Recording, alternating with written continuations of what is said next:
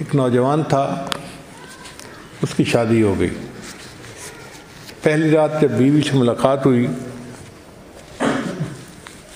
تو میاں بیوی نے ایک دوسرے سے سلام کیا، تو خامن نے کہا کہ ہم پہلے 2 رکعت نفل پڑھ لیتے ہیں، پھر آپس میں بات چیت کا آغاز کریں گے۔ وضو تھا دونوں کا، چنانچہ خامن نے 2 رکعت کی نیت باندھ لی اور بیوی نے پیچھے 2 رکعت کی اپنی نیت باندھ لی۔ اب وہ بچہ قرآن پڑھنا شروع کیا، پڑھتا رہا حتیٰ کہ فجر کا وقت ہو گیا۔ جب فجر کے وقت اس نے سلام پھیرا تو بیوی نے کہا آپ خود بھی ساری رات جاگتے رہے اور مجھے بھی آپ نے تھکا دیا، میں انتظار میں بیٹھی رہی۔ تو انہوں نے کہا کہ اچھا مجھے معاف کر دیں، میں نماز پڑھ کے آتا ہوں، پھر ہم ملاقات کریں گے۔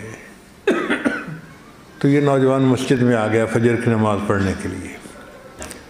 اب فجر کی نماز پڑھی تو دوستوں سے ملاقات ہو گئی۔ تو نوجوان تو پھر آپ کو پتہ ہی ہے کہ آپس میں ایک دوسرے سے ہنسی مذاق اور بات چیت کرتے ہیں۔ تو نوجوانوں نے پوچھا سناؤ بھائی تم نے اپنی بیوی کو کیسے پایا؟ اب اس کی تو بیوی سے ملاقات ہی نہیں ہوئی تھی، اور جھوٹ بولنے کا زمانہ نہیں تھا، سچ بولتے تھے لوگ۔ اس نے صاف کہا کہ بھئی میری ملاقات نہیں ہوئی۔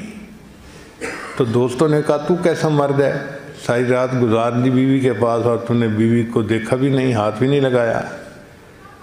تو جب انہوں نے اس کو آہر دلائی نا تو وہ کہنے لگا کہ اللہ کی قسم میں نے تو 2 رکعت کی نیت باندھی تھی، جب قرآن مجید پڑھنا شروع کیا تو مجھے ایسا لطف آیا، میرے ذہن سے ہی بات نکل گئی کہ دلہن میرے انتظار میں بیٹھی ہوئی ہے۔ آپ سوچیے ان کو کیا لطف آتا ہوگا قرآن پڑھنے کا کہ نوجوان کے ذہن سے ہی بات نکل گئی کہ دلہن میرے انتظار میں ہے، اور قرآن پڑھتے پڑھتے اس نے پوری رات اس طرح گزار دی۔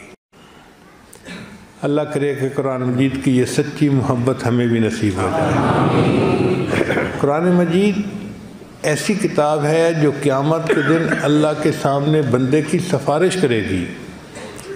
حدیث مبارکہ میں ہے کہ قرآن مجید بہت جھگڑالو ہے، یعنی جو لاڈلا بیٹا ہوتا ہے نا وہ باپ سے جھگڑ کے بات بنواتا ہے۔ قرآن مجید بھی اللہ کا کلام ہے۔